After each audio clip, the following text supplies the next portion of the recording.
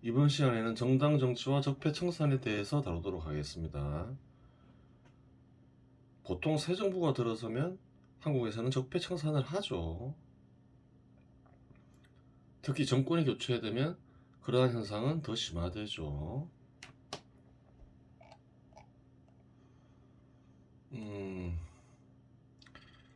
최근 한 40년간 보면 항상 그래왔어요.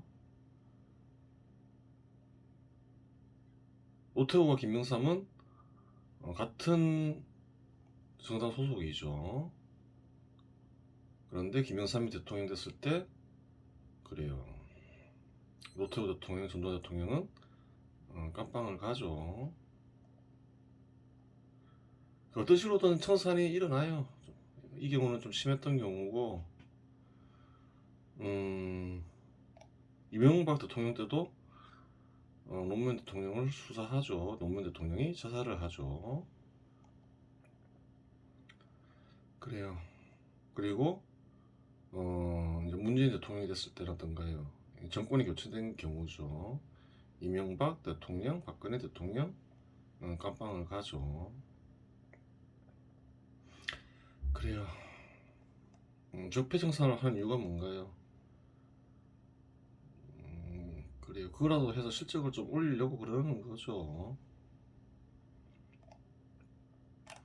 정말 할 게 없으면 뭐 그거라도 해야 되겠죠. 적폐청산의 대상은 무엇이 있을까요? 사람이 있고, 두 번째는 정책도 있죠. 주로 사람을 대상으로 적폐청산을 하죠. 그런데 국민들을 위해서는 무엇이 좋을까요? 더 효과가 있을까요? 정책이겠죠. 그래요.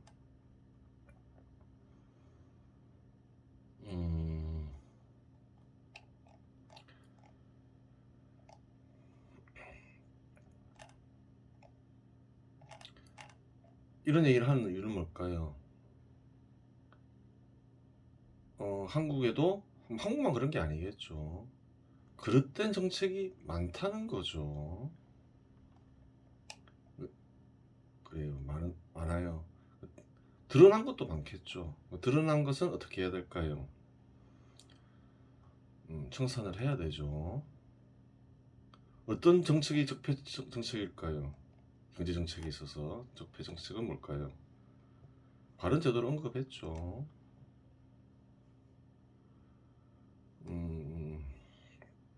바른 제도에 어긋나는 정책은 적폐 정책이겠죠. 시장 질서를 확립해야 되죠.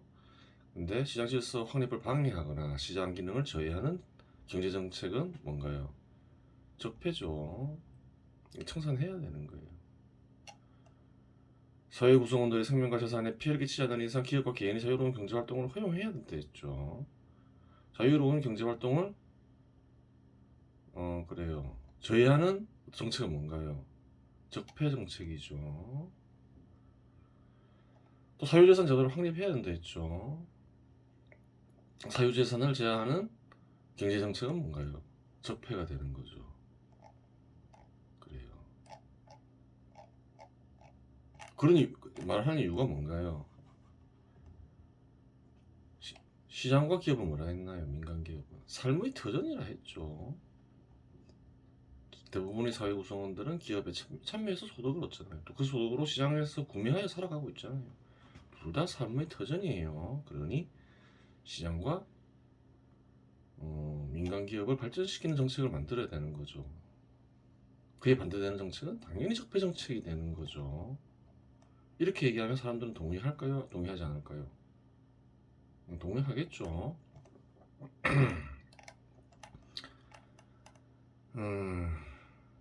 그런데 적폐 정책을 만들기가 쉬워요. 왜 그럴까요? 이와 같은 사회 시스템은 만들어진 지 얼마 안 됐다고 그랬죠. 수백 년 전만 해도 사람들이 시장에 의지해서 살지 않았잖아요.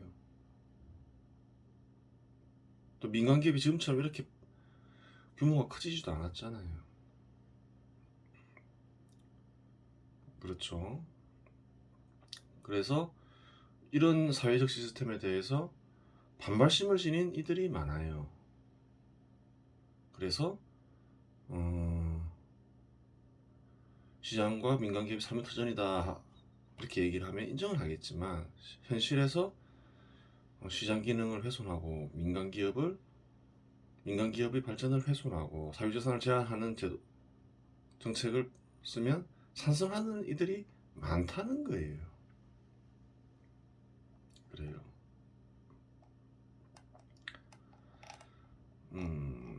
그래요.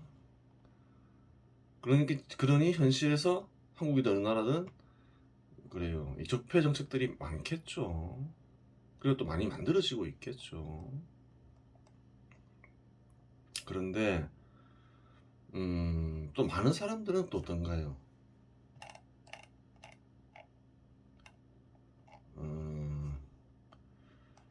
직관적으로 이러한 것이 중요하다라는 사실을 아는 이들도 많죠.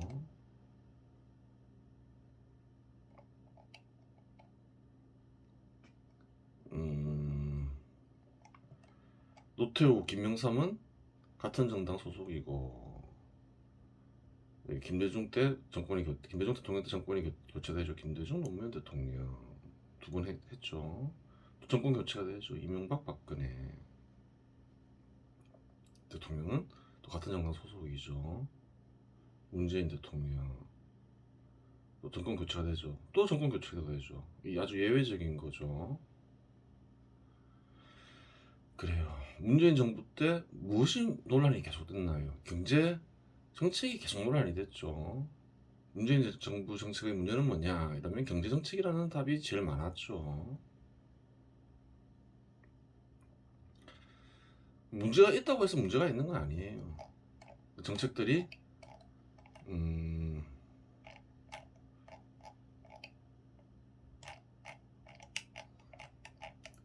이 바른제도에 합당하냐 합당하지 않냐를 검토해야 되는 거죠.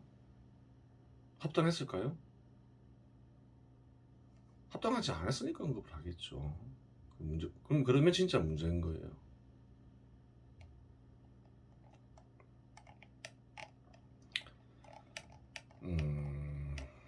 그래요. 그러면 문재인 정부 경제 정책을 한번 살펴볼 필요가 있겠죠. 다 기억나는 게 몇 가지 있는 거죠. 급격한 최저임금 인상으로 대표되는 소득주도 성장 정책이 있죠. 굉장히 큰 문제를 일으켰죠. 임금은 시장에서 결정돼야 되는 거죠. 임금이 너무 적어서 생활이 어렵다면 그것은 다른 수단을 동원해야 되는 거죠. 임금을 지나치게 인상시키면 어떻게 되나요? 비용을 인상시키는 거죠. 기업이 타격을 받게 되죠. 타격을 받는 기업들이 생기는 거예요. 잘못된 정책인 거예요.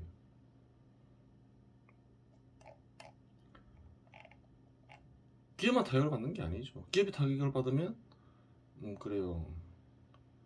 사람들이 필요로 하는 일자리가 감소할 수 있는 거죠. 근로자들도 타격을 받아요.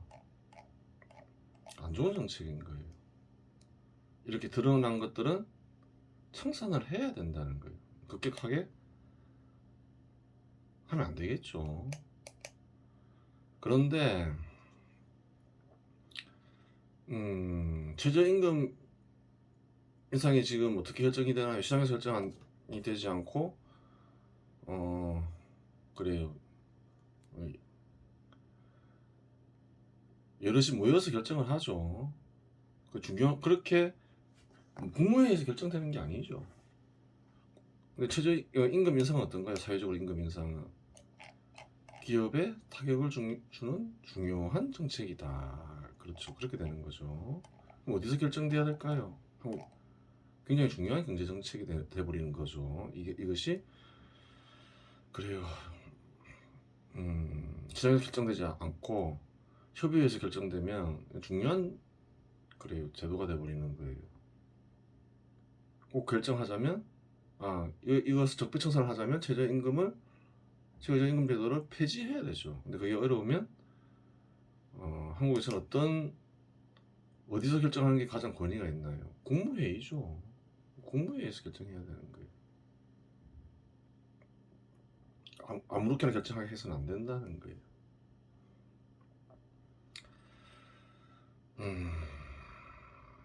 부동산 정책.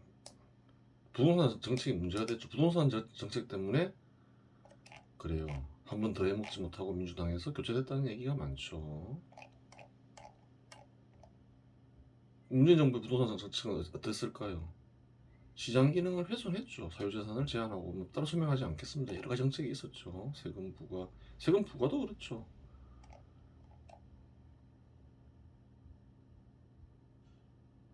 이 백전자리 다운 목적이 보면 뭐가 나와 있나요? 여기 세 가지는 안 나와 있지만 세금 부담을 줄이는 데 힘써야 된다 하죠. 생산성 향상을 통해서.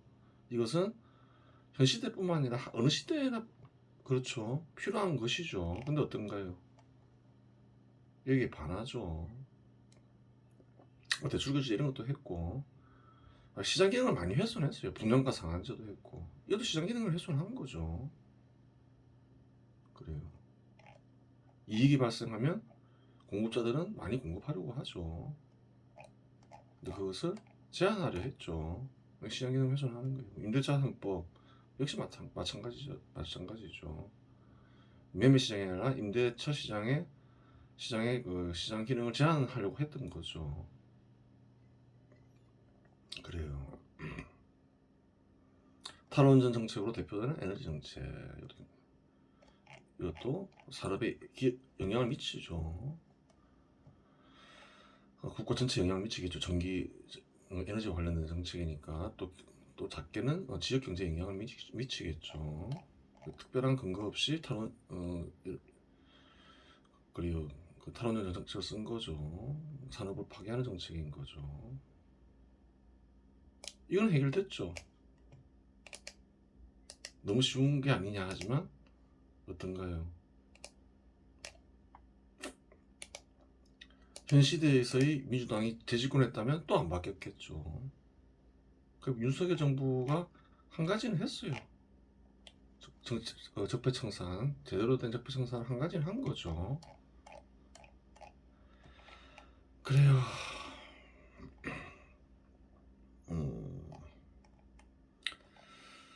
이런 얘기를 하는 이유가 뭘까요?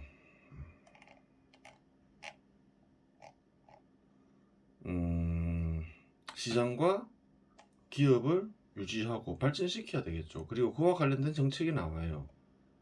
그런데 현실에서는 그런 정책만 나오는 것이 아니라는 거예요. 정반대되는 정책이 나올 수 있다는 거예요. 그러면 어떤가요?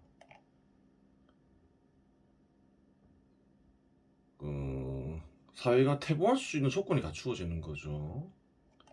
우리 사회는 어떤가요? 모든 정당들이 우파 정당이 아니죠. 좌파 정당도 있죠. 그래요. 좌파 정당은 어떤가요? 시장과 민간 기업을 파괴해야 된다 생각하는 거죠. 아니면 제한하거나 사유재산도 마찬가지고 그런 사람들이 많아요. 물론 반대로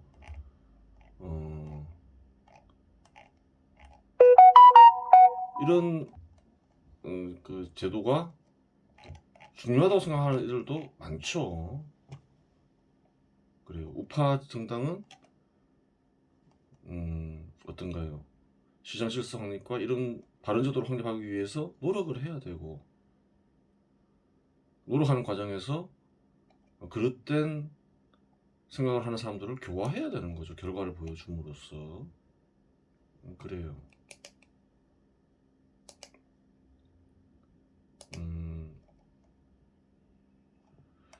경제 정책 때문에 정권이 교체됐다는 얘기가 있죠. 윤석열 대통령 48.6%, 이재명 더불어민주당 47.8%.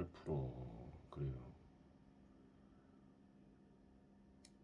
시장과 민간 기업을 중시하는 사람도 많다는 거예요. 48.6%나 된다는 거예요. 현 시점에서. 그래요.